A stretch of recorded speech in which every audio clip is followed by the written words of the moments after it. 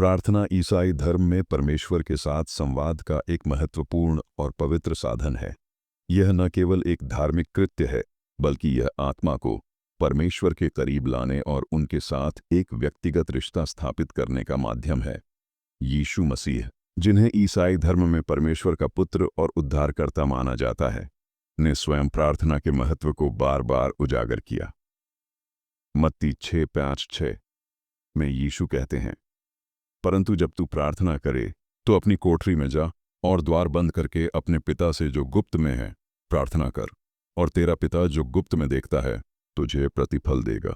यीशु मसीह से प्रार्थना करना विश्वासियों के लिए एक ऐसा मार्ग है जिसके माध्यम से वे अपनी चिंताएं, आभार और ज़रूरतें उनके सामने रख सकते हैं।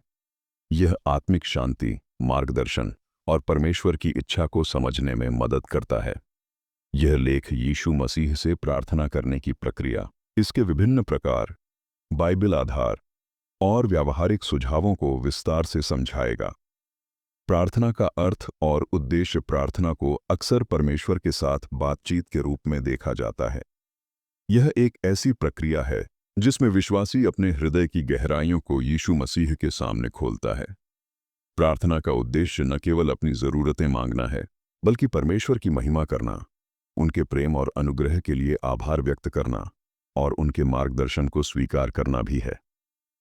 फिलिप्पियों 4:6-7 में कहा गया है, किसी बात की चिंता न करो, परंतु हर एक बात में तुम्हारे निवेदन, प्रार्थना और विनती के द्वारा धन्यवाद के साथ परमेश्वर के सामने उपस्थित किए जाए, और परमेश्वर की शांति, जो समझ से परे है, तुम्हारे हृदय और तुम्हारे विचारों को मसीह यीशु में सुरक्षित रखेगी। प्रार्थना विश्वासियों को आध्यात्मिक रूप से मजबूत करती है और उन्हें जीवन की चुनौतियों का सामना करने की शक्ति प्रदान करती है। यीशु मसीह से प्रार्थना करने का एक विशेष महत्व है क्योंकि वे परमेश्वर और मनुष्य के बीच मध्यस्थ हैं। 1 तीमुथियुस 2:5 पौल, क्योंकि एक ही परमेश्वर है और परमेश्वर और मनुष्यों के बीच एक ही मध्यस्थ है, अर्थात मसीह यीशु जो मनुष्य बना। प्रार्थना की आवश्यकता। प्रार्थना क्यों आवश्यक है? यह प्रश्न कई लोगों के मन में उठता है।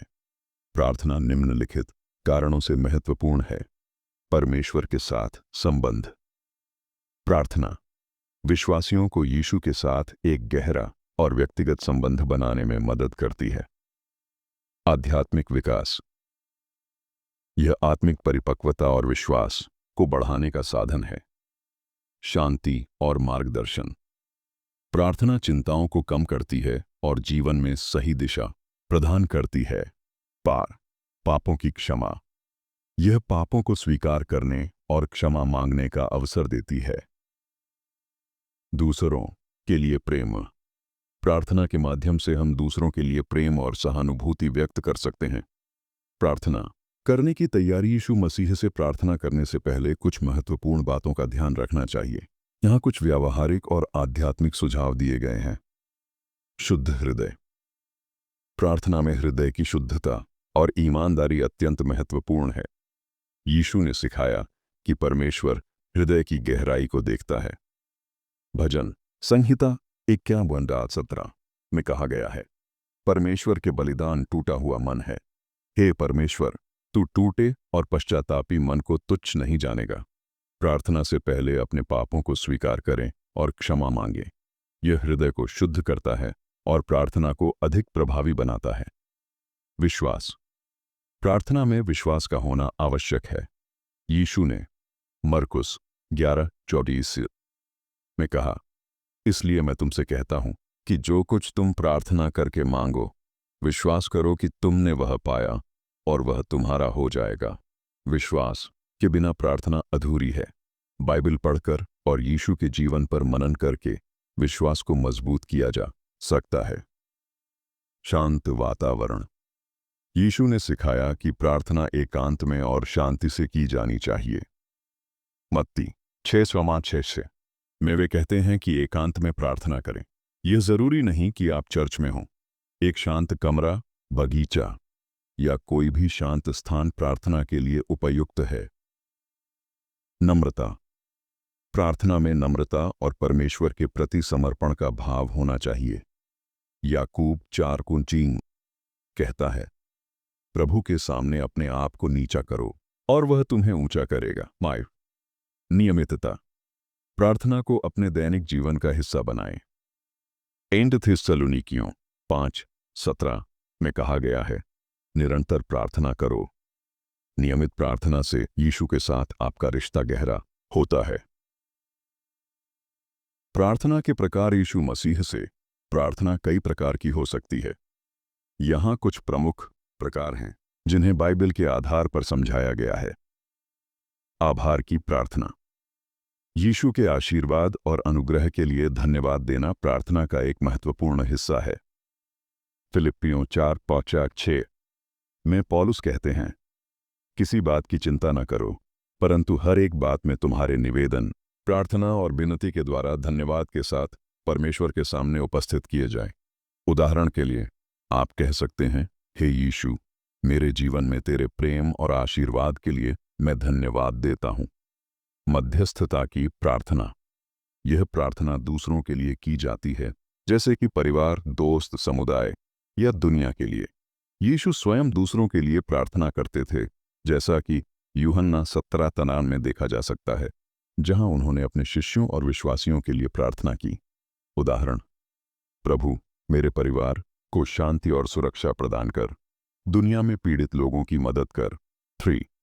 क्षमा की प्रार्थना, अपने पापों को स्वीकार करना और क्षमा मांगना प्रार्थना का एक महत्वपूर्ण हिस्सा है। 3 यूहन्ना 1:9 कहता है, यदि हम अपने पापों को मान लें तो वह विश्वास योग्य और धर्मी है कि हमारे पापों को क्षमा करे और हमें सब अधर्म से शुद्ध करे। उदाहरण, हे यीशु, मैंने जो गलतियां की उनके लिए मुझे क्षमा करें, मेरे हृदय को शुद्ध करें। 4. निवेदन की प्रार्थना, यह प्रार्थना अपनी ज़रूरतों और इच्छाओं को यीशु के सामने रखने के लिए की जाती है। मत्ती 7:7 में यीशु कहते हैं, मांगो तो तुम्हें दिया जाएगा, ढूंढो तो तुम पाओगे, खटखटाओ तो तुम्हारे लिए खोला जाएगा। उदाहरण, प्रभु, मुझे मेरे कार्य में सफलता दे और मेरे स्वास्थ्य की रक्षा कर। जी, स्तुति की प्रार्थना, यह प्रार्थना यीशु की महिमा और उनके गुणों की प्रशंसा करने के लिए की जाती है। भजन संहिता 145 3 कहता है, यहोवा बड़ा है और अति स्तुति के योग्य है, उसकी महानता अनिर्वचनीय है। उदाहरण, हे यीशु, तू सर्वशक्तिमान और प्रेम का स्रोत है, तेरी महिमा सदा बनी रहे। 6. विनम्र प्रार्थना, यह प्रार्थना परमेश्वर की इच्छा को स्वीकार करने और उनके मार्गदर्शन के लिए की जाती है।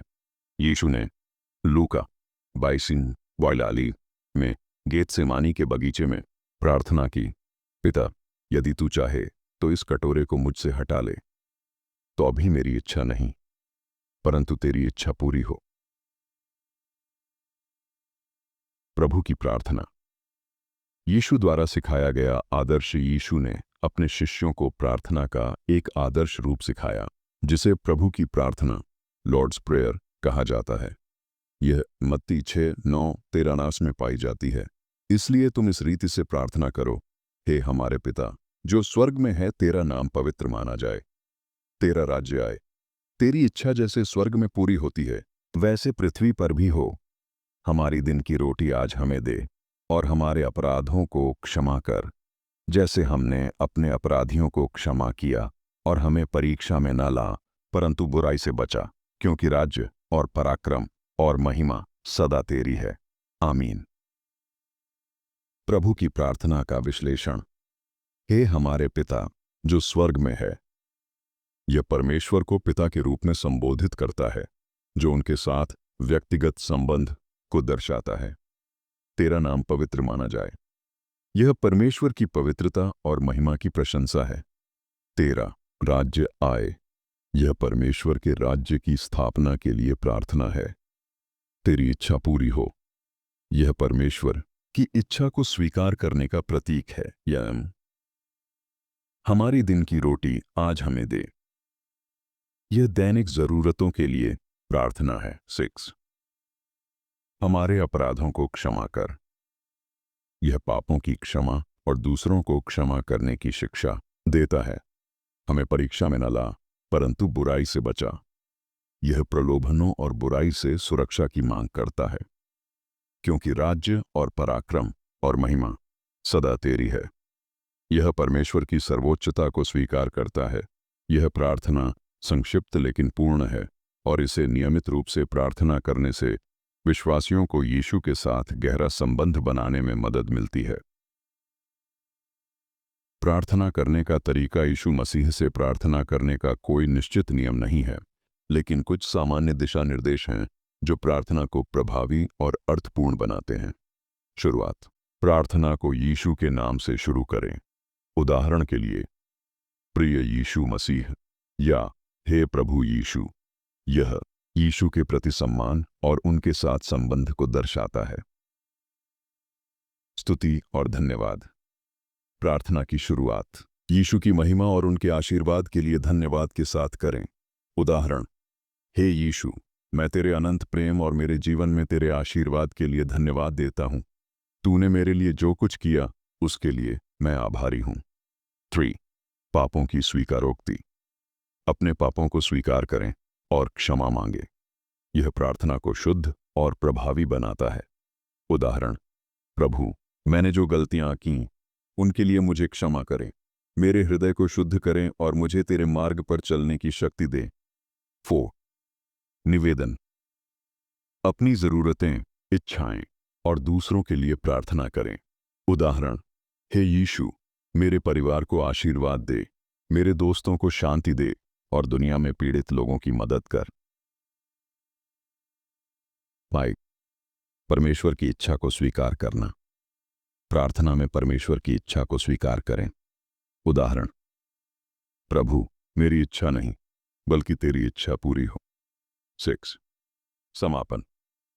प्रार्थना को यीशु के नाम में समाप्त करें, क्योंकि यीशु ने यूहन्ना 14:13 में कहा, और जो कुछ तुम मेरे नाम में मांगोगे वह मैं करूंगा, कि पिता की महिमा पुत्र में हो। उदाहरण, मैं यह प्रार्थना यीशु मसीह के नाम में करता हूं। आमीन।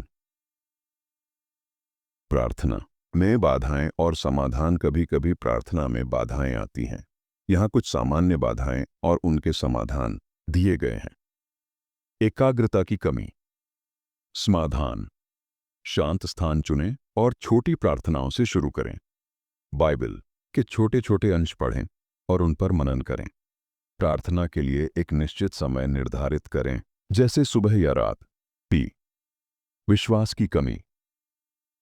समाधान, बाइबल पढ़ें, विशेष रूप से यीशु के जीवन और शिक्षाओं को। रोमियो 10:17 कहता है, इसलिए विश्वास सुनने से और सुनना मसीह के वचन से होता है। प्रार्थना के साथ साथ बाइबल अध्ययन विश्वास को मजबूत करता है। अनुत्तरित प्रार्थनाएं। समाधान, समझें कि परमेश्वर की योजना हमारी समझ से परे हो सकती है। यशायाह 25:8-9 में कहा गया है, क्योंकि मेरे विचार तुम्हारे विचार नहीं और न तुम्हारे मार्ग मेरे मार्ग हैं, यहोवा की यह वाणी है। प्रार्थना में धैर्य रखें और